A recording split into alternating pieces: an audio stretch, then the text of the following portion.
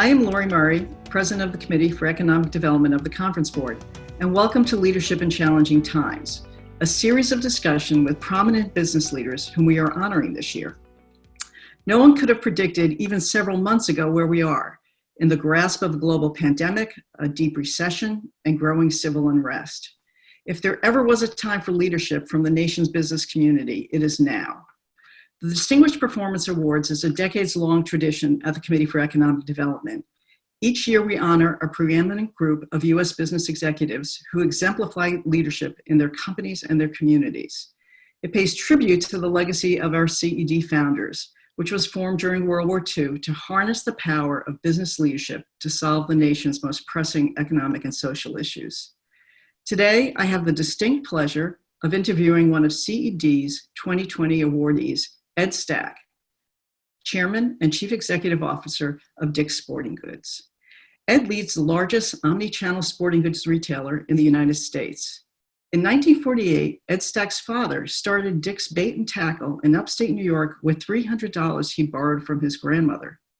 Since 1984, Ed has led Dick's through a remarkable period of growth from 2 stores in upstate New York to a Fortune 500 company with more than 800 Dick's Sporting Goods, Golf Galaxy, and Field & Stream stores, as well as over $1 billion in annual e-commerce sales.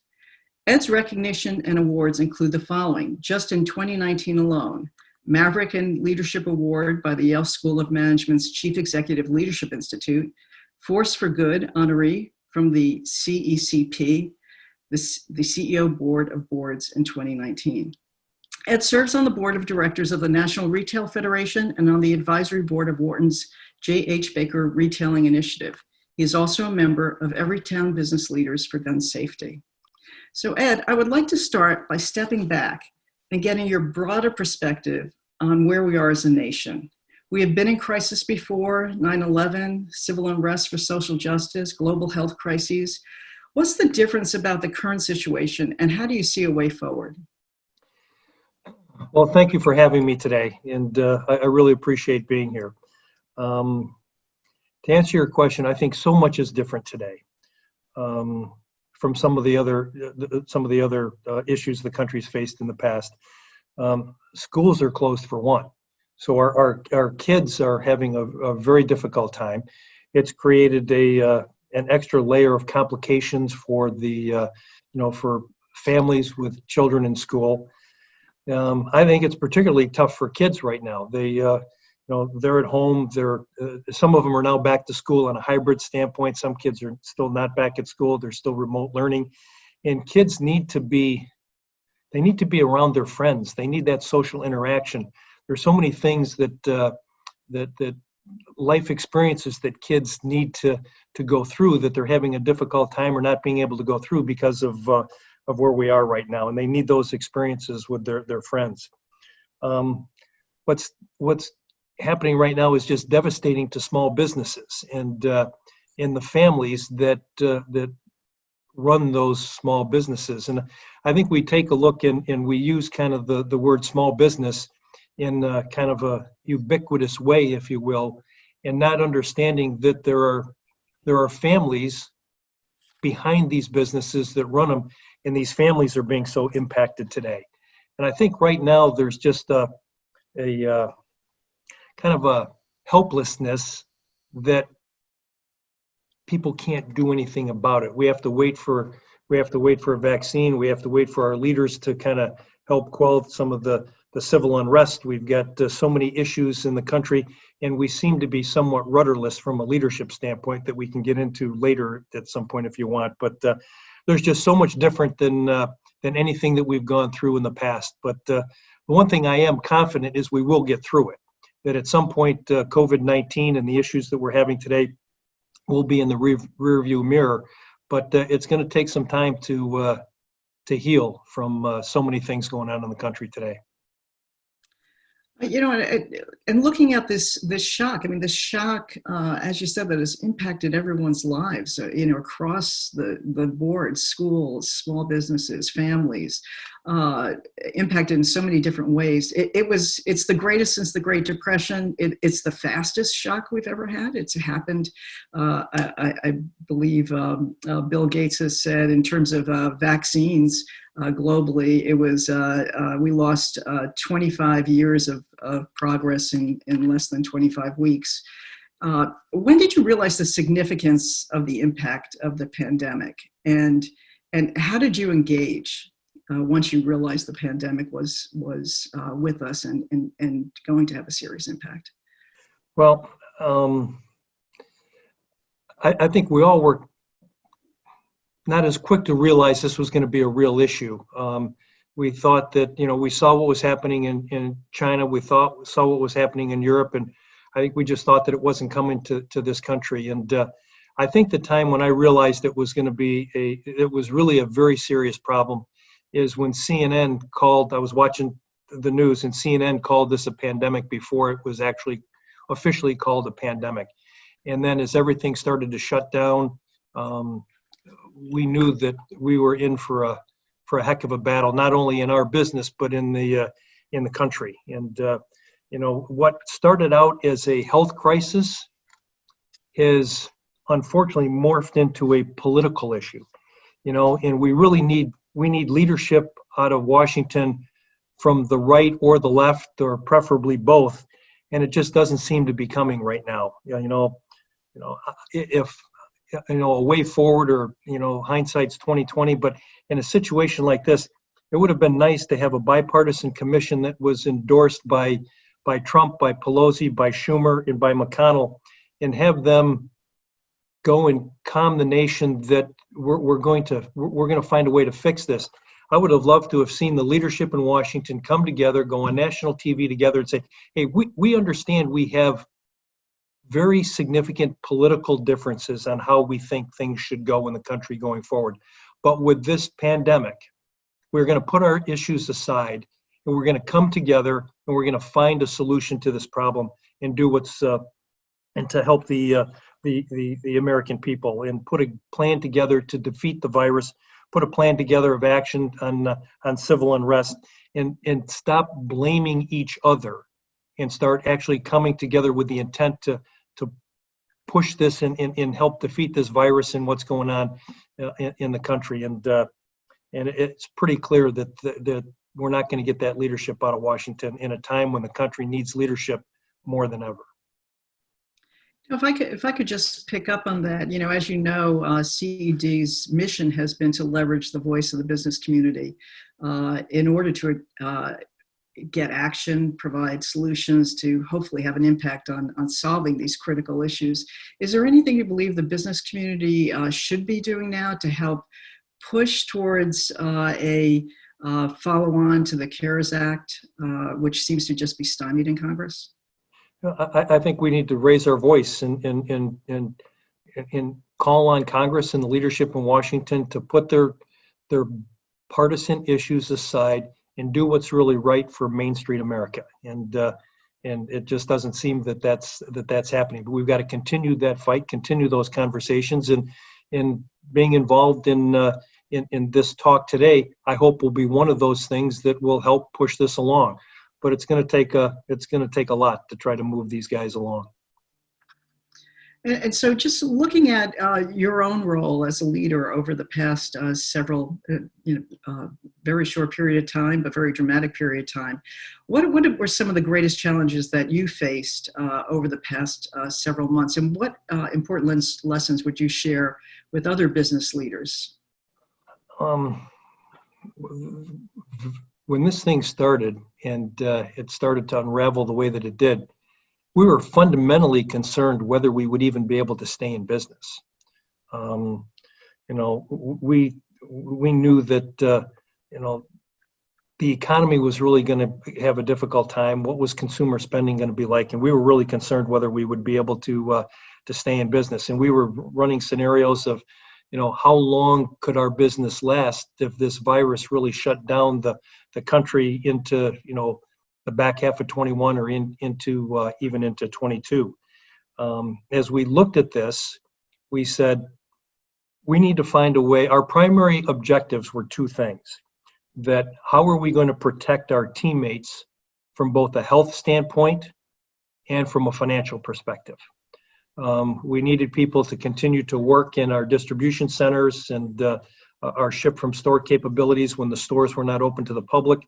We needed to have them in there working. We also needed to make sure we kept them safe. We needed to make sure that they felt that they would be fine from a financial perspective. And we kept our workforce intact for as long as we possibly could. But when it was evident that this wasn't going to be short term, we had to furlough roughly 30,000 people, which was without a doubt the worst day in our company's history. But as we did that, we tried to be very thoughtful on how we would do this and what their financial situation would be going forward.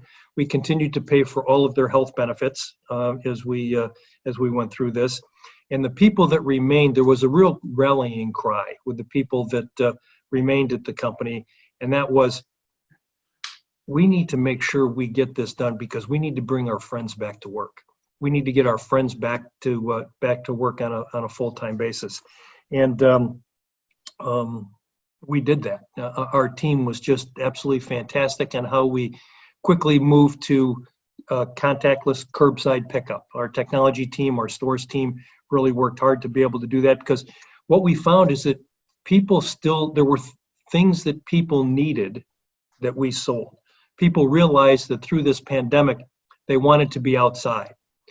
We saw a lot of products outside, from a social distancing standpoint, to be out kayaking or hiking or running, walking.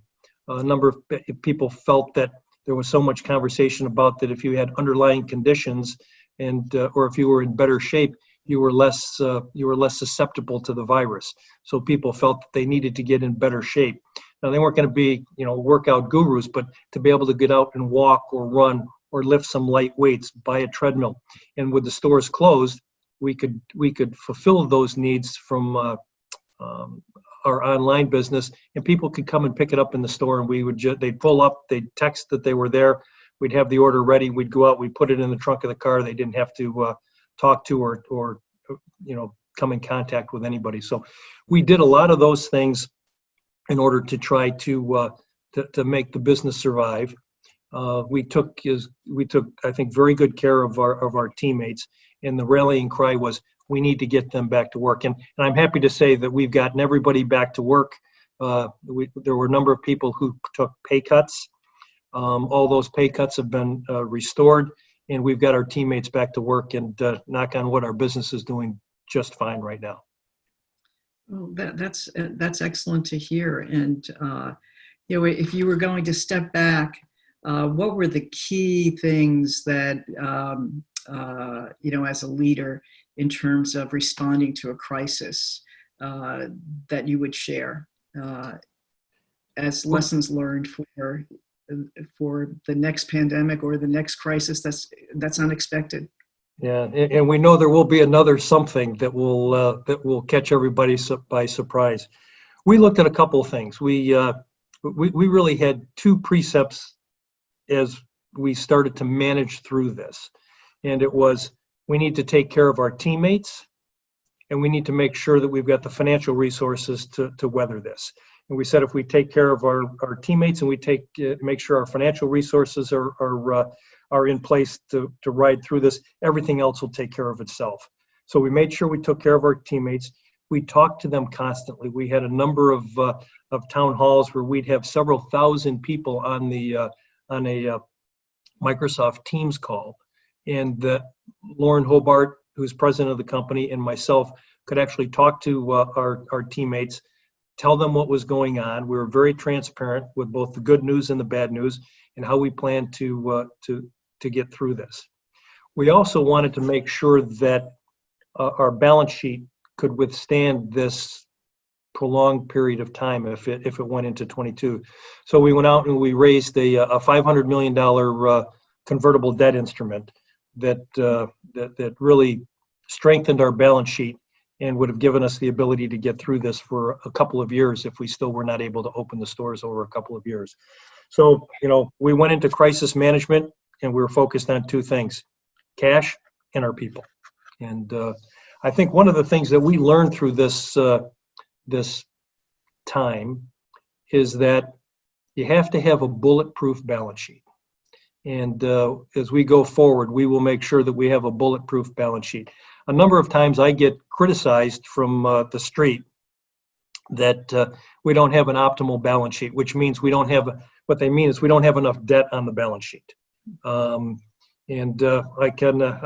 can be a wise guy at times, and when they tell me we don't have an optimal balance sheet, I tell them it's optimal for us. And I'm so glad that we didn't have debt going through this time, which gave us the ability to raise that $500 million convert to make sure that we got through this. So one of the things that we're going to make sure we do going forward is that we have a bulletproof balance sheet going forward. And we'll continue to keep some cash and liquidity on the balance sheet for whenever the next time we go through something like this, which I hope it's not for a very long time. And you've been talking about the unknowns of dealing with a pandemic when it hit, not really knowing what the virus was, how to respond to it, as well as unknowns in terms of the future about when the economy and consumption will come back as strongly as it was prior to COVID. So there are many unknowns, but one thing is clear, that we're not going back to the economy of January 2020. And looking at the changes that have happened over these past 25, 26 weeks, what do you see as the changes that will be most lasting and will have the biggest impact? Is it what the fast pace of technology, the application of technology? And of course, you were in a very strong position on the technological front even before this started. What do you see as the lasting changes that have been a result of the past 25, 26 weeks in terms of the economy? I was smiling when you said the last 25 or 26 weeks, because it feels like a lot longer than that we've been going through this. But I think some of the things that are going to change is that I don't think we're ever going back to normal office hours again. I don't think we'll ever, in our company, and I think a lot of companies are going to be like that we're ever going back to working in the office 5 days a week, 8 to 10 hours a day. I think with the advancements that have been made in technology, the fact that we're having this kind of a conversation over the internet right now is something that 5 years ago I'm not sure you really would have. It wouldn't have been the venue of choice, and right now it's been pretty accepted that that's what we're going to do. We've learned to work much faster. We've learned to delegate decision making further into the organization than we had in the past, just because you had to do that. We think we're going to make. We were really fortunate because we've made a lot of technology investments over the last number of years, and we're really a company that, although we sell sporting goods and athletic apparel and footwear and all of that, but we're really a technology-based company selling those products. The core of our business has now really become, the foundation is all around technology. And I think that that's not going to change. On the flip side, that we have to find a way to fix is onboarding new members of your team at whatever level it might possibly be is more difficult right now, because it's when your first day at a new job and you're trying to understand systems and all that, and the first day of your new job is you walk into your dining room or on your kitchen table and you set up your computer, and that's your first new day at the job. It's kind of hard to get to understand the culture, build those relationships in the organization. So that's one of the gaps that we really have with this new way of working, is how do you onboard people? How do you make sure that people continue to have those personal relationships going forward? Because that's going to be a little bit more difficult. But the old way is gone, and it's not coming back. And I don't think it should be. So many people feel, and we feel this way, our people feel, and I feel myself, are more efficient working at home. Now, you have to get into the office from time to time, don't get me wrong, but the commute time is gone. People are, the commute time is gone. In an odd way, the commuting time from one meeting to the next in the office is gone. You just click a switch and you're in the next meeting. So I think it allows people to be at home, connect with their families more, and there's a lot of really good things that have happened because of this pandemic from a work environment standpoint. So Ed, you've talked about the importance of leadership in Washington, and you have provided exceptional leadership at Dix with the incredible growth that has happened with you at the helm. But you've also been a leader who's incorporated social concerns and basically stakeholder interest in this debate, which has been CED's mission since 1942, 43 when it was established. And I was just wondering, on a personal level, what were the major turning points or moments in your life when you realized, as a business leader, the importance of having a stakeholder perspective in terms of leadership? I don't know if there was a defining moment. Excuse me. I'm not sure if there was a defining moment. It's kind of always been in our DNA from what we've done with from a kid's perspective. In most of everything we've done has been with kids in mind, whether it's the ability for kids to be able to play sports that goes back to when I was growing up, to understanding that what's happening with so many sports programs around the country today that are being either eliminated or parents have to pay to play, which means some kids aren't able to play because their parents can't play, and the fundamental nature that it has on these kids.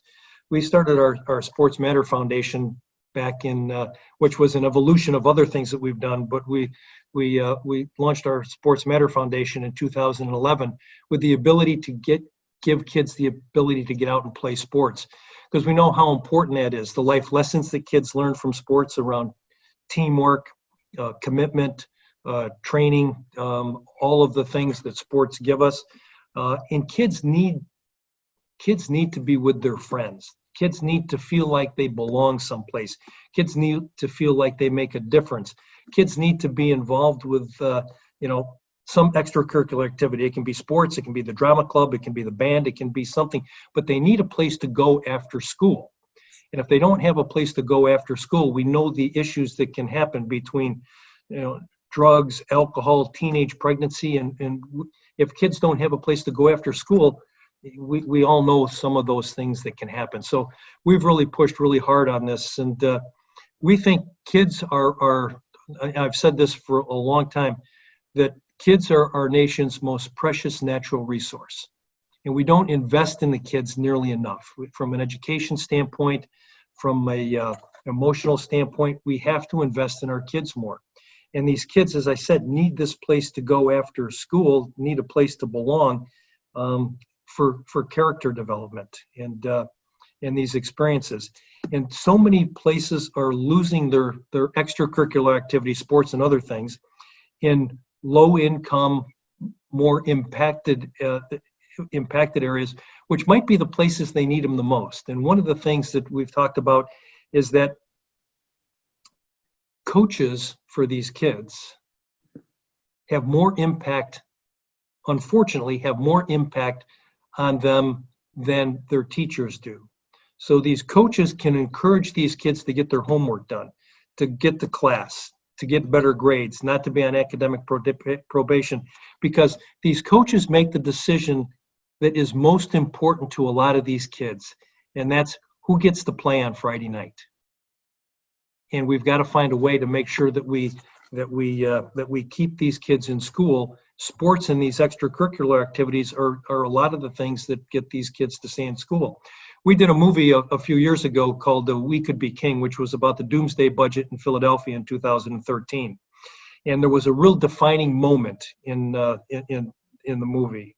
And that was, we filmed the Board of Education meeting, which I was shocked that they would let us film a Board of Education meeting. And one of the former students said, without football, not going to school. And if you just stop and think about that for a minute, that if kids aren't going to go to school because they can't play football or basketball, or they can't be in the drama club or the band or whatever extracurricular activity, think about what impact that has on the fabric of this nation 5, 10, 15 years from now. We have to keep kids in school. We have to educate our kids. And, I believe that income inequality is one of the, as I said in the book I wrote, income inequality is one of the biggest metastasizing cancers we have in this country. But I think it's misdiagnosed. We have to get to the root cause of income inequality, and I think that is educational inequality. And part of the education system is we've got to keep the kids in school, and we have to incentivize them to stay in school. And it's really a big part of it is around these extracurricular activities. So for me, it's always, but for me and for our company, it's always been about the kids and what can we do to help the kids out. Thank you. Thank you so much. Thank you so much for joining us today. And we're looking forward to the October 27th awards celebration. It truly is our privilege to be honoring you for your leadership in the workplace, with your team, for your leadership in the community, and for your leadership on a national level, and the clarion call you made today in this discussion for business leaders to raise their voice and their profile in terms of trying to get to those solutions that we need right now during this crisis. So thank you very much. Thank you. Thank you for having me. I appreciate it.